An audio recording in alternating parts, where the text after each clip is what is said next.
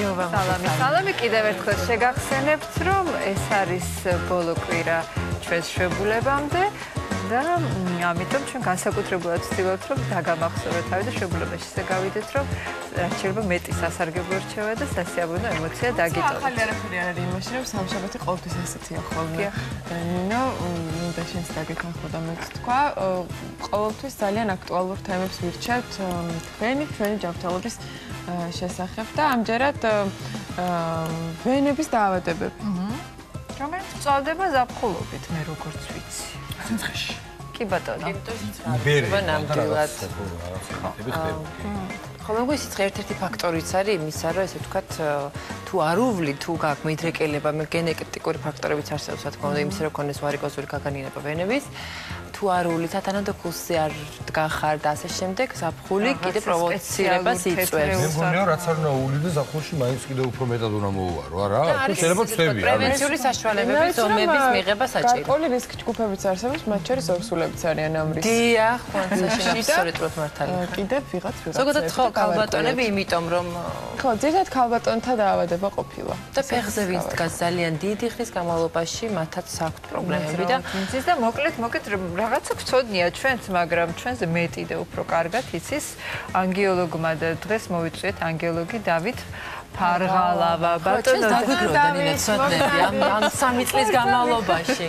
გამარჯობა. სალამი ბატონო დავით. აქეთ გაძარით ჩვენსკენ. ჩვენც გავეცით რაღაცა რჩევები აქ. დავაფრქვიეთ ჩვენი ცოდნა. ხوار შევწდით. ხوار შეგვიყვანია ჩვენი მაყურებელი შეცდომა. სწორად იყო ნათქვამი, გარდა ერთისა, რომ მოვლა უნდა დაიწყო უფრო ადრე. ვიდრე თავს იჩენს პრობლემა. თავს იჩენს, სანამ ზაფხული დადგება, მანამდე არის შემოდგომა ზამთარი. ან რეალურად ზაფხულში გააქტიურებული დაავადებაა, ხო? გააქტიურებული ორი მხრივ, რომ ჩივილები გაცილებით მეტი აქვს პაციენტს და ვიზუალურად ჩანს. რო გითხრათ, რომ გართულებები გაცილებით მეტია ზაფხულში, ასე არ არის. ანუ სიცხე რაღაცა პროვოცირებას არ უწევს? არ აქვს ნიშნულობა. სიცხესთან დაკავშირებით, უბრალოდ ქალბატონებს გაცილებით მეტი ჩივილი აქვს, ეს განპირობებულია ჰორმონალური სტატუსით, როდესაც ზაფხულში ქალბატონებს სულად წებოვნება მატულობს. ნებისმიერი ასაკი? ქალბატონებისთვის ხოლო? ქალბატონებისთვის. სისხლის ხმობ? დიახ, სისხლის ხმობ, ამიტომ სისხლის მოძრაობა მიკროცირკულაციის დონეზე შედარებით გაძლიერებული და ის ჩივილები, რომელიც ამ დროს გამოიხატება სიმძიმის შეგრძნება, სიმხურვალე წვა, გაცილებით თავს იჩენს ზაფხულში. ბატონო დავით, როდესაც ვენები ჩანს ფეხის ესეთ კანის ზედაპირზე, ეს ნიშნავს უკვე და არ არის წუხილები და უშუალოდ ჩივილი. არის თუ არა უკვე პრობლემა ეს? ისეთი პრობლემა ვენური დაავადების იწყება მაშინაც კი, როდესაც ის არ ჩანს, მაგრამ ჩივილები არის ვენური.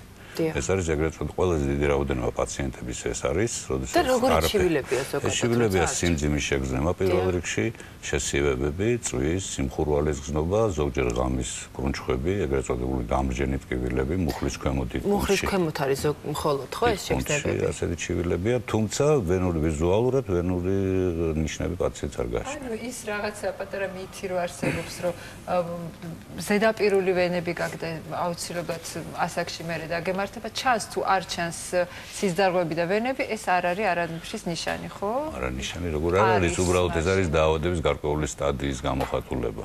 ანუ რაც არ ჩანს, მე შეიძლება გამოჩნდეს კიდევაც? შეიძლება გამოჩნდეს, შეიძლება არა. მარტივად რომ მეჭიმა, კუნთი გამეჭიმა რო ამბობ. კუნთის გაკვანძვის. ზედმეტი დატვირთვის ვერ იცის თქვა, აი იცით რა არის, მანდ არის საინტერესო ეს სპორტსმენებთან დაკავშირებით. სპორტსმენებთან დაკავშირებით, როდესაც ისინი უვარჯიშებლად გადიან, მუხლის ქვემოთ არის ეს კანჭის ტუბის კუნთებში ვენური კოლექტორი, რომელიც განიცდის გადაძაბა, შემდეგ სპაზმს და ხდება ვენური სისხლის გაჯერება ამ კუნთებში.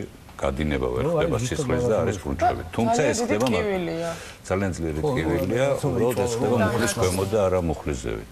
აი ცივი აბაზანები ფეხისთვის და უშუალოდ შხაპის მიღების შემდეგ გადავლება ცივი წყლის. არის თუ არა პრევენციის ზომა აი ამ როდესაც დგას პრობლემა? ეს არის სიმპტომების მოხსნა.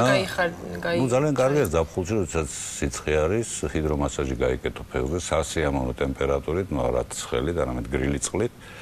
და ამით გაცილების მოხსნა გაცილებით უფრო მეტი არაფერი ცოტა გული ნათბა, იმიტომ რომ მე მიუხედავად სეზონისა ხო სამთარზაფხო რამდენიმე წელია უკვე რამდენიმე მრავალი წელია უკვე აუცილებელი წესი და მგონია რომ კარგს ვაკეთებ. ძალიან კარგს ვაკეთებ.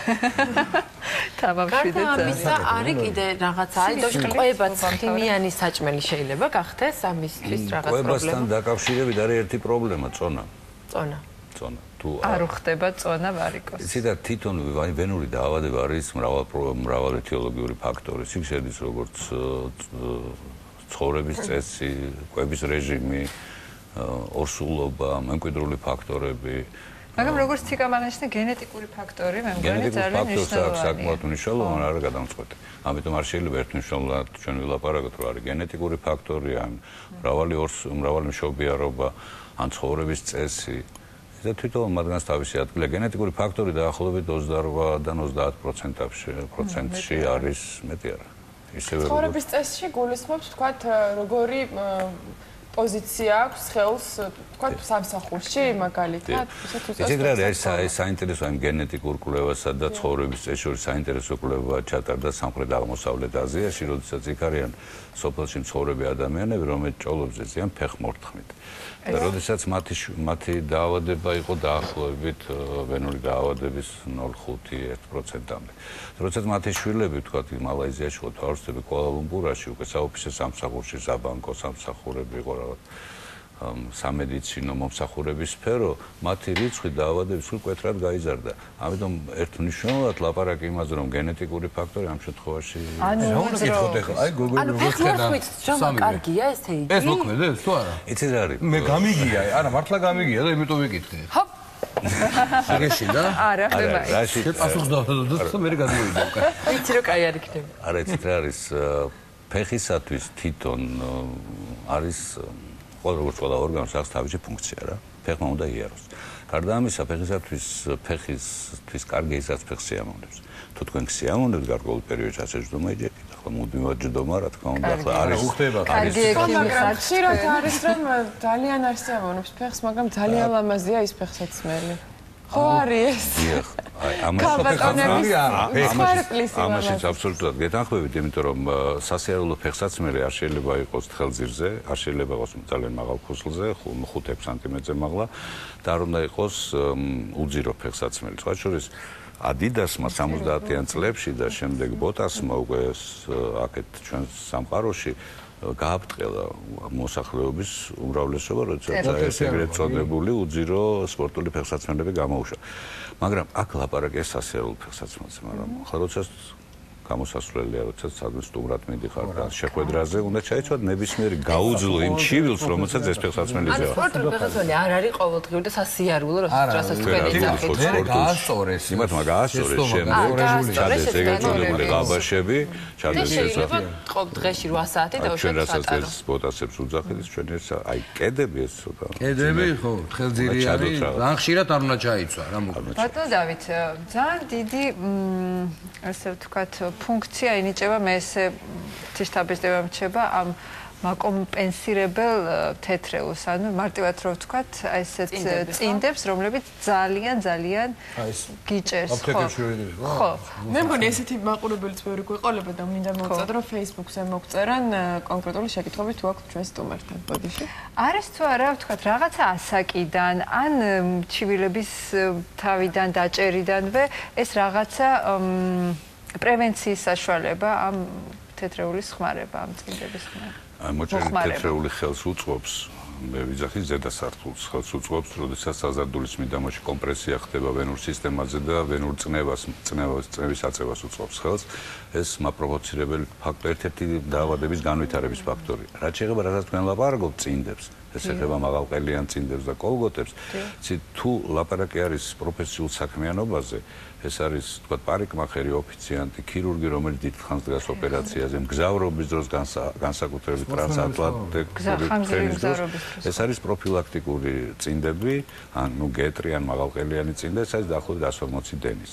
აი შემდეგ უკვე დაავადების პროგრესირების თავიდან აცილების მიზნით არის ეგრეთ წოდებული ბაზისური მკურნალობა, რასაც ქვია კომპრესიული ტრიკოტაჟი, დაავადების მიხედვით მათი გადანაწილება უკვე წნევასთან დაკავშირებით, მაგრამ უნდა იყოს ეს ტრიკოტაჟი. და რატომ ტრიკოტაჟი? იმიტომ რომ იქ ხდება წნევის გადანაწილება ფიზიოლოგიურად, ანუ ბარძაღის მიდამოში 40%-ით უკვე ნაკლებია წნევა. ანუ ერთნაირი წნევა არ არის, მაგრამ თითოეული დაავადების გარკვეულ სტადიას გარკვეული კომპრესიული წინ დაჭირდება და დაახლოებით მკურნალობა იწყება 240 დენიდან და ზევით.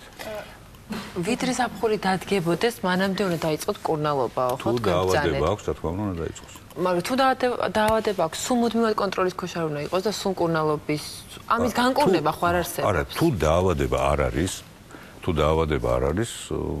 მას მკურნალობა არ ჭირდება. თუ დაავადება, ეს დაავადება მუდმივად პროგრესირებადია, იმიტომ რომ ეს არის ჩვენი ხარკი, როდესაც გადავედით ვერტიკალურ მდგომარეობაში. წნევის დაავადების პროგრესირების მთავარი მიზეზი ეს არის ვენური წნევა. ვენური წნევა არის ყველაზე მაღალი დგომის დროს ვერტიკალურ მდგომარეობაში. ამიტომ პრევენცია უნდა მოხდეს მთელი ცხოვრების მანძილზე მისი. იმიტომ რომ ქირურგიული მკურნალობა არ გულისხმობს დაავადების მოსპობას. ქირურგიული მკურნალობა გულისხმობს ცხოვრების ხარისხის ამაღლებას, განსაკუთრებით ქალბატონებისათვის, როდესაც მათ შეუძლიათ თავიანთ თავს. ქირურგიული მკურნალობა, ანუ როგორი ჩარევა ხდება კონკრეტულად? ეს ნიშნავს ვენური ჰემოდინამიკის კორექციას. ანუ მე ჩემ მეგობრს გავუკეთეს, ანუ მოხსნიან იმ ნაწილს ხსნიან და აბავენ მე ვენას. თუ როგორ არის? არა, ვარიკოცელის ოპერაცია გაიკეთა, ვარიკოცელი სხვაგან არის. ეგ სხვა რამე. სხვაგან არის. არა, ვარიკოზი რასაც არის, ეს არის დაზიანებული ვენები. დაზიანებული ვენა, რომელიც ფუნქციას არ ასრულებს. ანუ ის აფუჭებს საქმეს და დაზიანებული ცუდი უნდა მოაშორო და იმის მოშორება ხდება სხვადასხვა მეთოდებით. იმის მიხედვით თუ რა დაავადებასთან აგვაქვს.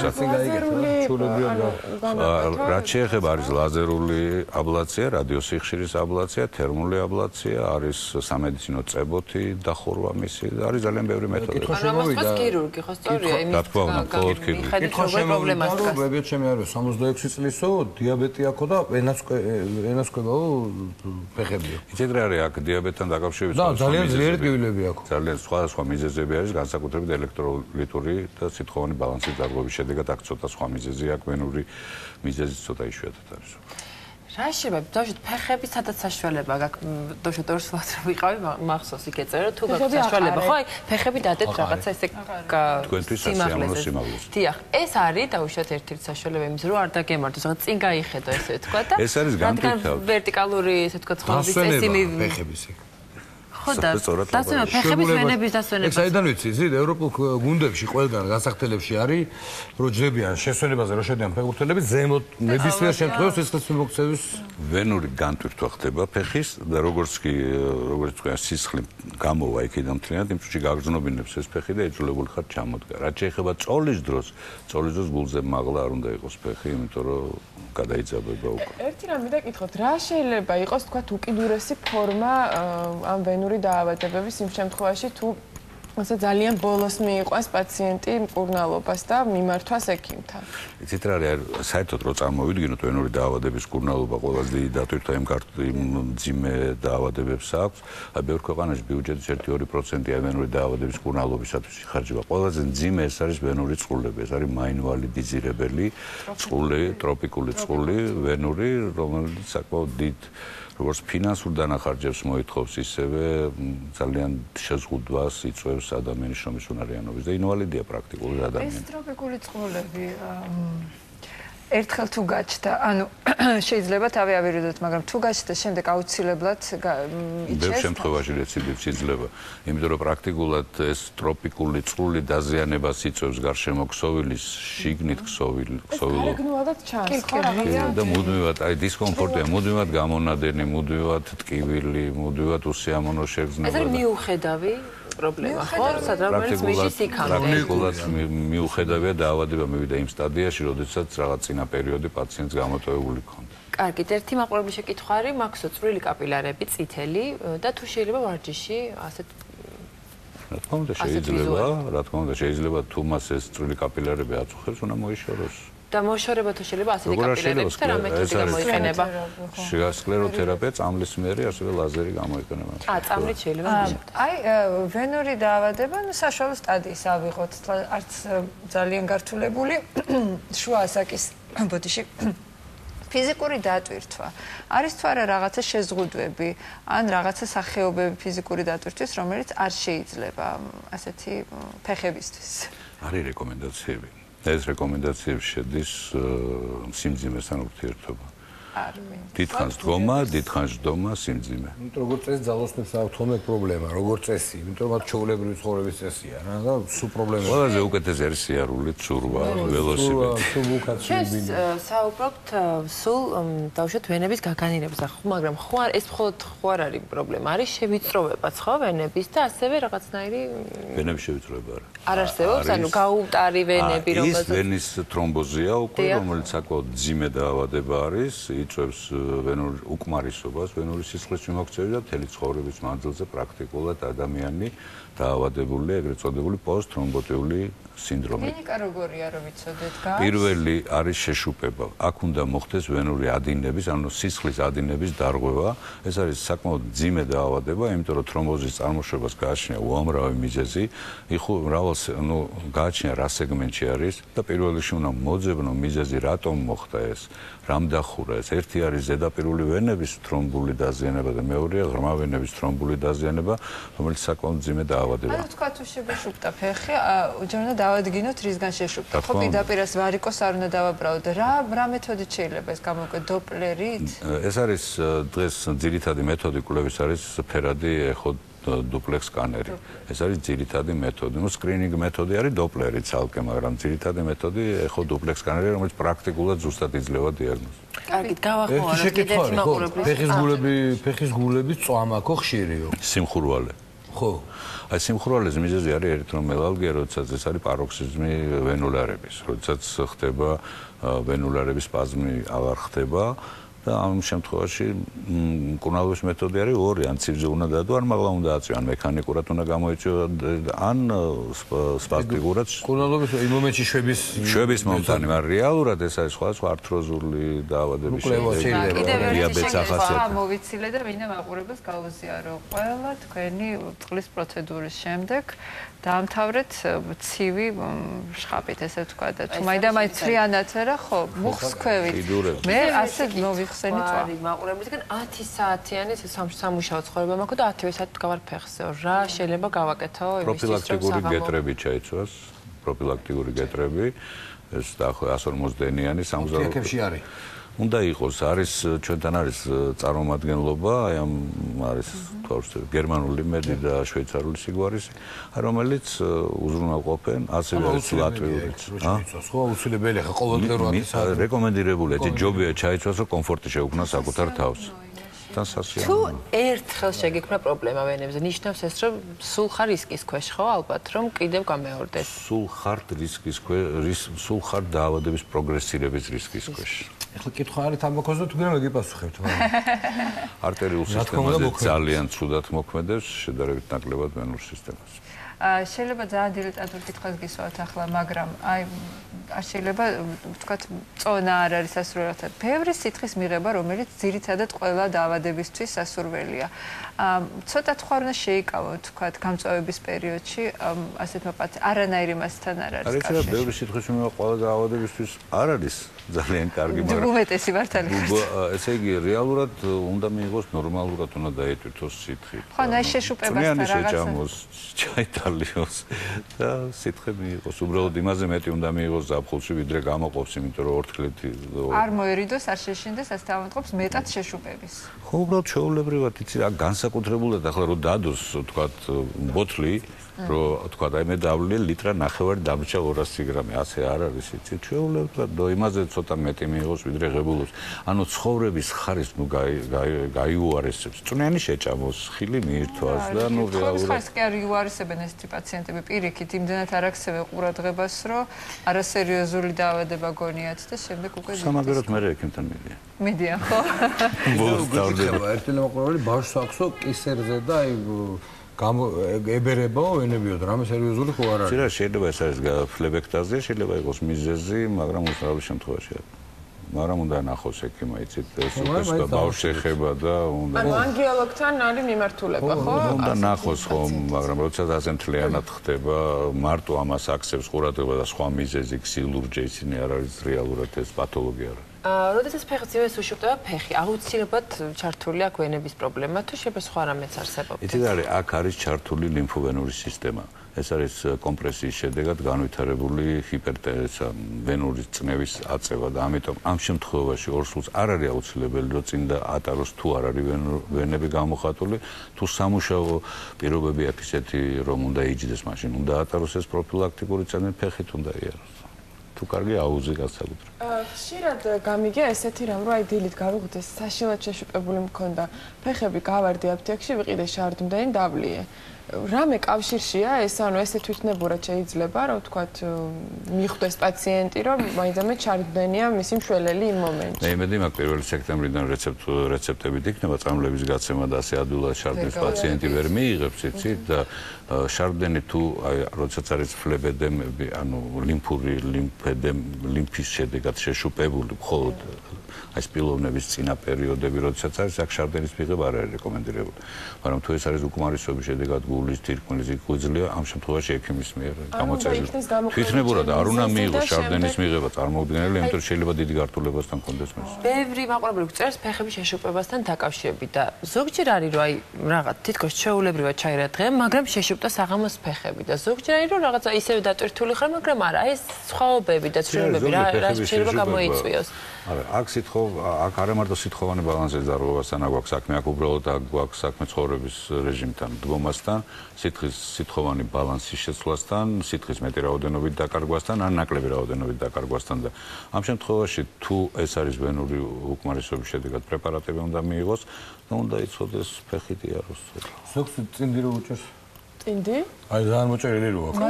და რო იბერება, ეგ მარტო მაგის ბრალია, წინდის თუ სხვა პრობლემაა. წინდის ბრალი არ არის. აი მაგას ვამ, მოგონიათ რომ ის იმიტომ მქონდა მოჭერილი და იმიტომ გამისცინდა. ეს წინდის ბრალი არ არის. წინდას მობრალი. წინდა არ არის და წინდას წინდი რა, აი როდესაც ტიჭერს წინდა. რა თქმა უნდა. ხო, ანუ რაღაცა ნეგატიურად მოქმედებს ყველაფერს.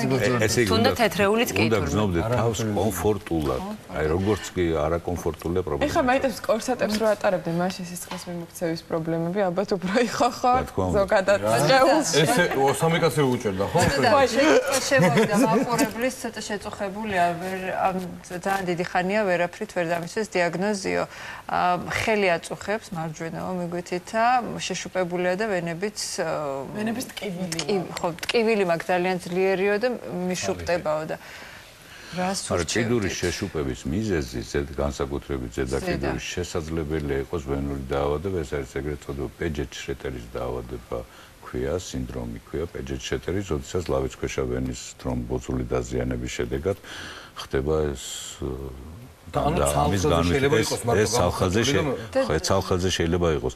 გარდა ამის არის სხვა სახის ლიმფედემები, ანუ ლიმფოსტაზები კიდურის ну, შეიძლება ცალხელზე, როდესაც არის, ეს არის ხელის პრობლემა. ანუ პრობლემა უნდა ეძიოთ ამ ხელში, ამ ზედა სართულზე და ამ ხელში. სხვაგან არა. და მაინც რომ სპეციალისტს მიმართოს. პირველ რიგში შეშუპებას იძახთ და სპეციალისტს უნდა მიმართოს. ანგიოლოგს თუ ქირურგს. ანგიოლოგს ან სიზავთა ქირურგს. არა, ხო, გაგზავნა აუცილებლად. და აი რაღაცა პრეპარატების მიღება პროფილაქტიკის მიზნით, აი შემოდგომაზე და გაზაფხულზე. აი ხო არის რომ ქალბატონები მიმართავენ თვითნებურად ისევ, იმიტომ რომ ფიქრობენ რომ ალბათ მაწუხებს ახლა მიშუტება ხარ. ნუ არ ვამბობ უბრალოდ. რამდენად შეიძლება ასე რომ თვითონ და დავშოთ უშუპტება რაღაცა ხო? უნდა მიიღოს. თუ ჩივილი არა გარჩევდება. განსაკუთრებით ზაფხულში და თებერვალ-მარტში. თებერვალი და მარტი და ზაფხული, აჰა, ესე იგი შემოდგომა. თუ ჩივილებია, აი ამ პერიოდში უნდა მიიღოს. კიდევ ერთი მაყურებლის შეკითხვა არის 25 წელს ვარ და კოჩთან ფეხზე მაქვსო, მარცხენა ფეხზეო, ძალიან წინდი მიჭერსო ხო.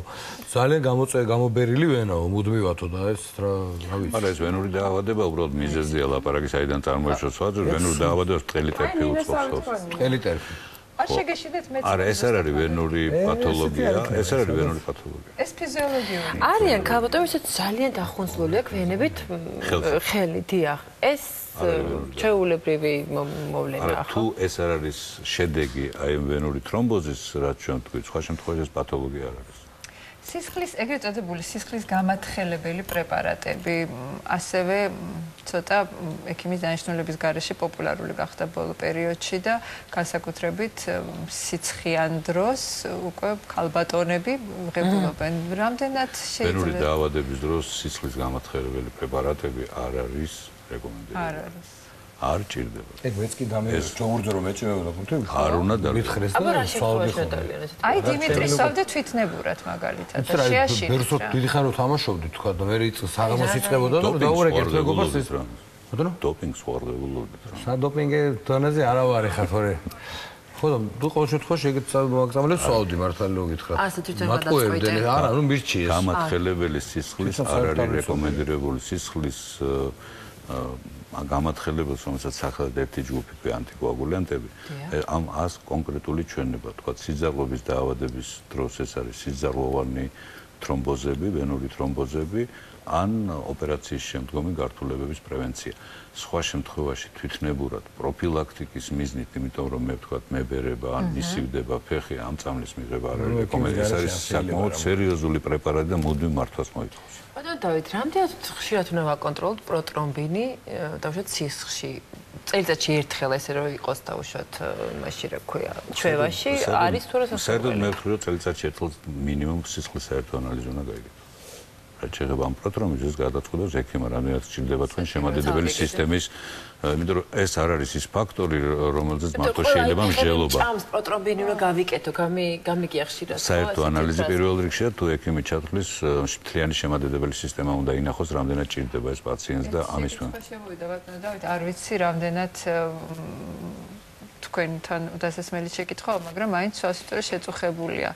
მუდმივად რომ რაღაცა ხელი ჯერ შუპტება, შემდეგ წითლდებაო და შემდეგ ლურჯდებაო. ხო, მან ჩამოთვალა ის სტადიურობა, რომელიც ახასიათებს რეინოს ფენომენს. რეინოს სინდრომს ან რეინოს დაავადებას. ეს პერიფერიული მიკროცირკულატორის დონეზე პერიფერიული არტერიოლების სპაზმი არის დაავადებაც, არის სინდრომიც.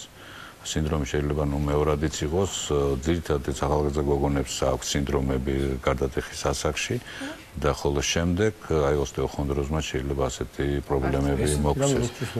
სიცივის ალერგიებმა შეიძლება, სიცივემ შეიძლება მიიწვიოს. სიცივე და ის თქვით და ეხლა გამახსენეთ, შვილებს ახლა ჭრელი ხელფეხი. ეს ხო გთხოვეთ, ანუ რაღაცა ჭირდება დახმარება და რაღაცა ამის უკმარისობა ეს თუ რის გამო. არა, არ შეიძლება ხა, ნუ შეიძლება სიცივეზე გამოვიდეთ ჩვენს და გაწითლდეს ხვირი, ხელი, რაღაცა ნუ ხო ყველაფერი. არ ეს არ ნიშნავს, რომ პრობლემა აქვს დავუშვათ სისხლის მიმოქცევის კუთხით ბავშვს. პერიფერიული დაბუჟება ესე თითების, ხელების ან თუნდაც ფეხების, ცოტა ხო, ნობელობის დაკარგვა. ძირითადად ეს ახასიათებს ოსტეოხონდროზს, ძირითადად ახასიათებს აი ფუსლებზე მოსიარული ადამიანებზე, ზამთარს, იმას ცოლას, როდესაც ხდება ესეთი ფესობრივი გაღიზიანებები ხო. რაღაცა იჭეჭება? ხო. რაღაცა ღიზიანდება, არაფერი ის ღიზიანდება. აი ზოგჯერ როდესაც არის. ამიტომ კარგია რა, ცოტა ფიზიკური დატვირთვა ეს არის განსაკუთრებით სურვა, ფეხით სიარული. ცოტა ფეხით სიარული. ფეხმა შეასრულოს ფუნქცია, არა მარტო ჩაიცვას მაღალი ფუსლები, არამედ ფეხითაც. გონებრივი დატვირთვა ადგილზე იაროთ.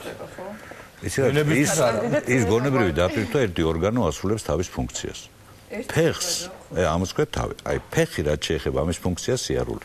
ამიტომ აი პირიქით რო არ მოხდეს, ამიტომ ჯობია ივანე ელტერფიანობა და მიუხედავობა შეიძლება გადაიზარდოს საწავლოები. ანუ შენს გაიარებული. ადგილზე შეგიძლიათ. ხელი დღეს ხედავთ. მართალია, ჩვენ ცოტა ისინი ვართ პაციენტები მომავალი. მე არ ამგები, იმიტომ რომ 20 კილომეტრები არა ველოსიპედით. პრობლემა შექმნას ამან, დავუშვათ ცუდმა ტელმა ტერფმა შეიძლება.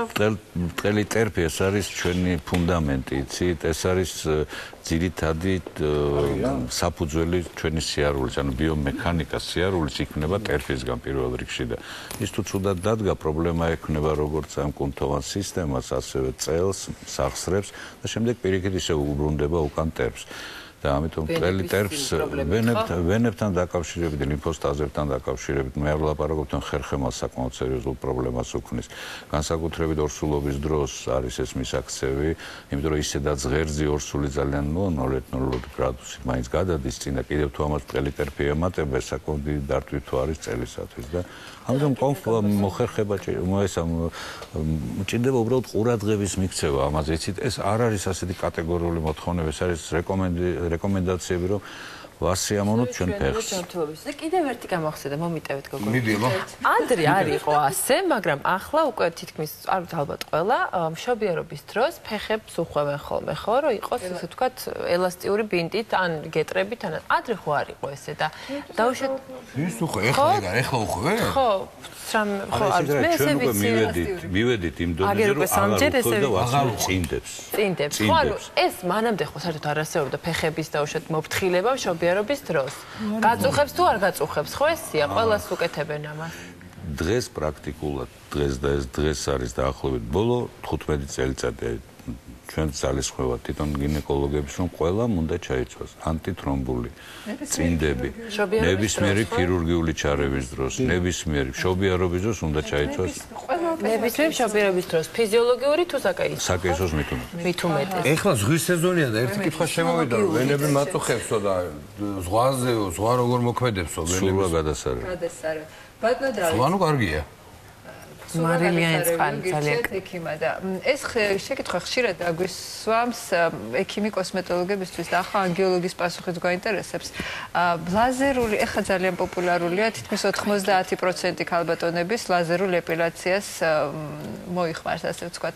აი ეს ლაზერის სხივი ვარიკოზულ ვენებზე შეიძლება არ შეიძლება სხვა აზრი მოგვისმენია. იცით ახლა მუდმივი ზემოქმედება და კანზე ქმნის პრობლემას. ვარიკოზულ ვენებზე ლაზერული ეპილაცია პრობლემას არ აქვს.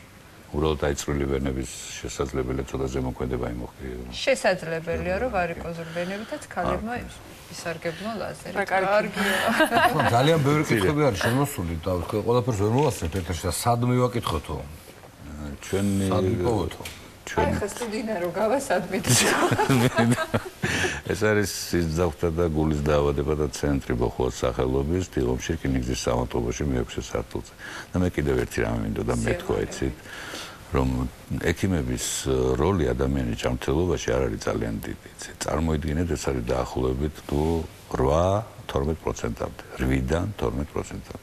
დანარჩენი არის ჩვენი თვითონ მისახედი, ჩვენ უნდა მივხედოთ. ჩვენ თავს უნდა გავაკეთოთ ის რაც აუცილებელია, საჭიროა. არ დაგჭირდეს ის 8 და 18%. რო არ დაგჭირდეს ძალიან ჩვენ რა თქმა უნდა თქვენაირი იქნება, ბევრი იქნება გარანტირებულად იქხას უნდა ზღვარს იქით არის რომ ძალიან პატარა პროცენტი თქვით. ჩვენ ბევრად მეტ პროცენტს განიჭებთ, ბევრად მეტ, თუმცა რა თქმა უნდა საკუთარ თავზეც ვიღებთ პასუხისგებლობას. ძალიან დიდი მადლობა. ძალიან საინტერესო იყო თქვენთან საუბარი და სამედიცინო თემა გრძელდება აქტუალურობის მიხედვით მეორე ადგილზე ანგიოლოგიის მერე. დეოდორანტები და მათი შარშავის წესები. გავიარეთ.